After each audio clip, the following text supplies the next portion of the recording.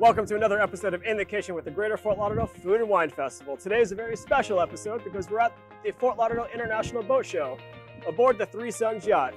This episode is presented by Atlantic Yacht Ship. We're hanging out with Chef Kahan, where we're going to walk through how to make a Billionaire Short Rib. You won't want to miss this.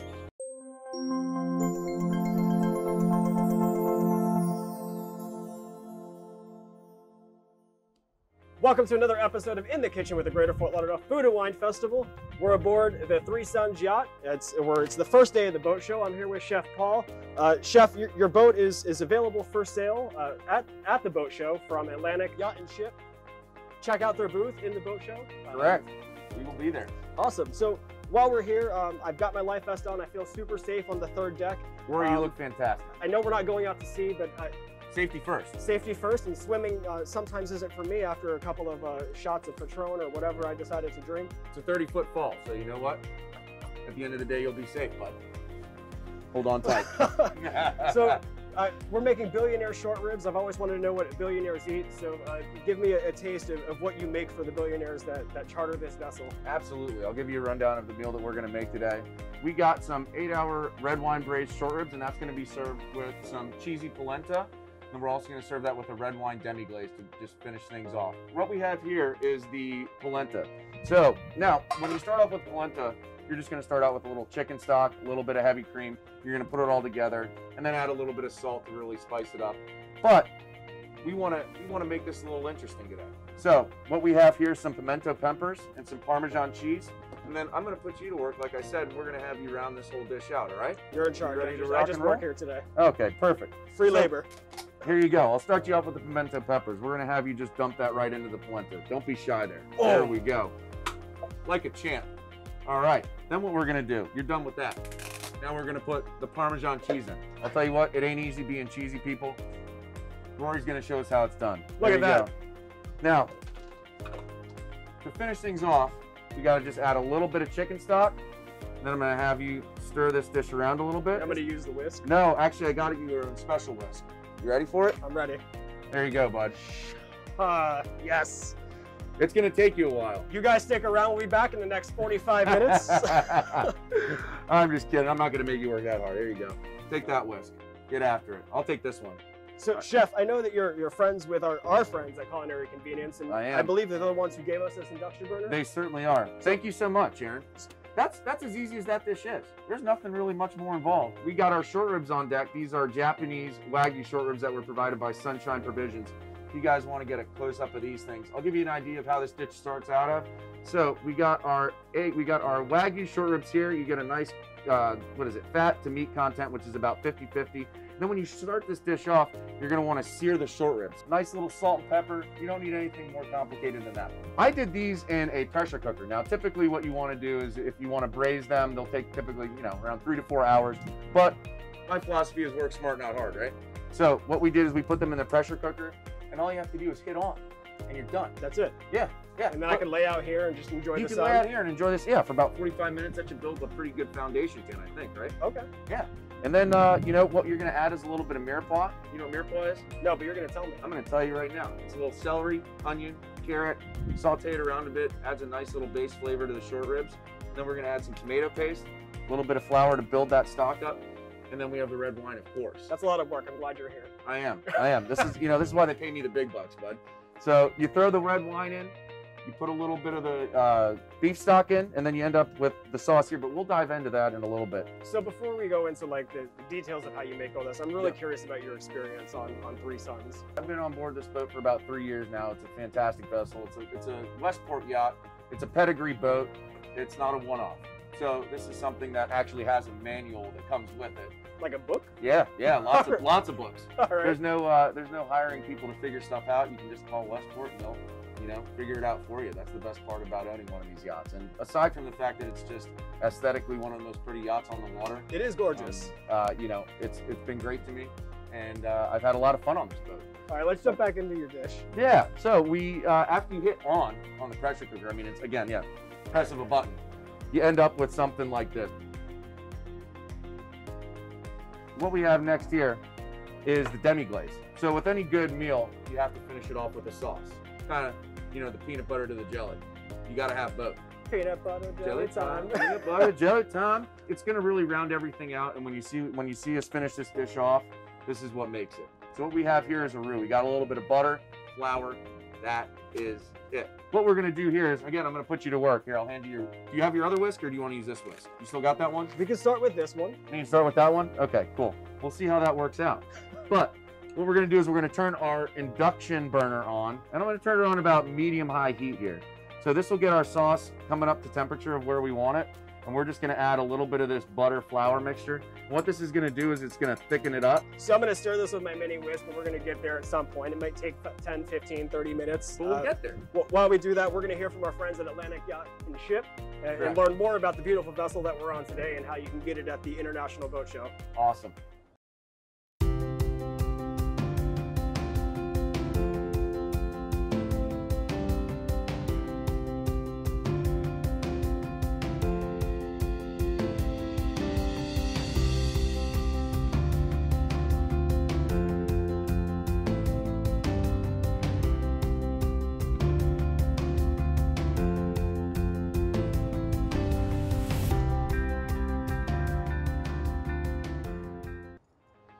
So welcome back to In the Kitchen with the Greater Fort Lauderdale Food and Wine Festival. Again, on board the Three Sons yacht. I've been stirring, and in the process I got scared, so I thought I'd throw on another life vest because you can't be too safe. Can't be. There's no such thing as too safe. We're not even out to sea. We're just sitting in a dock at the boat show. we don't need any liabilities here today, Rory. Now that we've made this, chef, what's the next step? I think the next step is going to be plating it up. Let's do it. Let's see what the final product is. So what we're going to do is we're going to start off with how I would do this for several guests. Now, what is several guests to you? Several guests to me is around 10 to 12 guests. Okay. So this would be a larger portion that we would do family style. And again, this is something that would go great at any party. I mean, it's football season, so if you want to get real fancy with it and impress some people, you know, this is definitely a different direction to go that will wow whatever guests you got.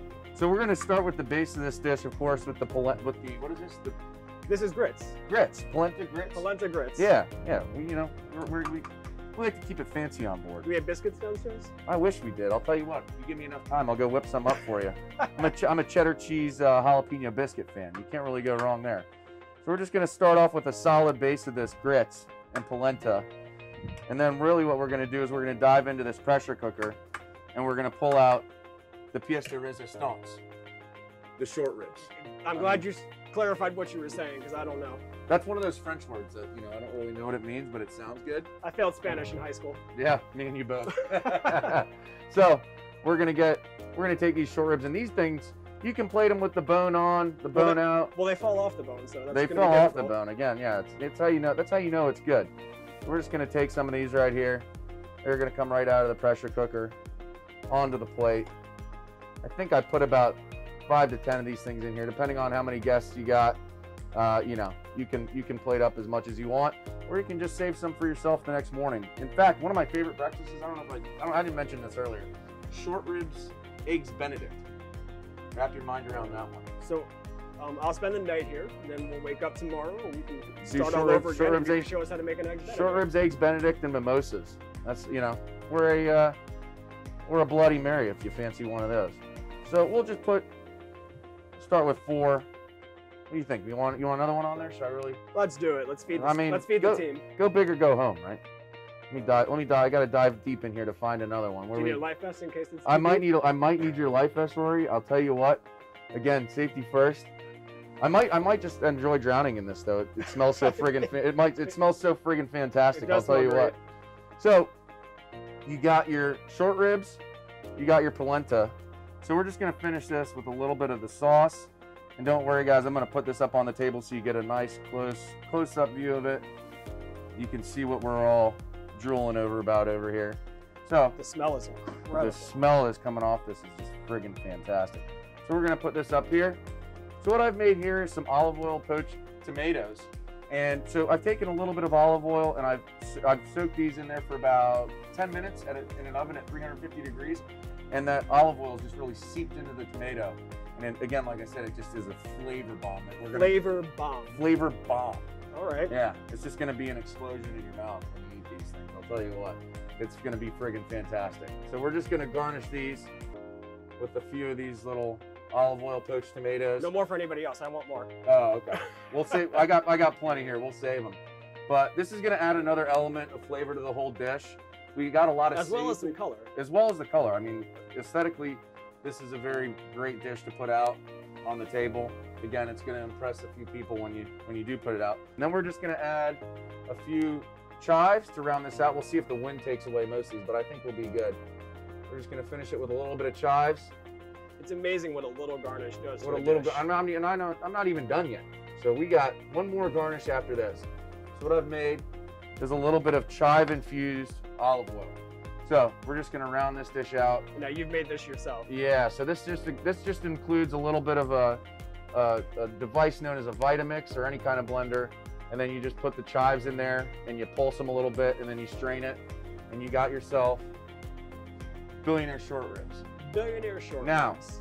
You're probably wondering, how do you take this to the next level? Chef, how do you take this to the next level? I'm going to show you right now, Rory. I'll tell you what. But wait, there's more. There is more. So this is if you want to plate this up family style. I'm going to show you if you got a hot date, this is how you would plate it up for him or her, depending on, whether you want to serve one person or 10.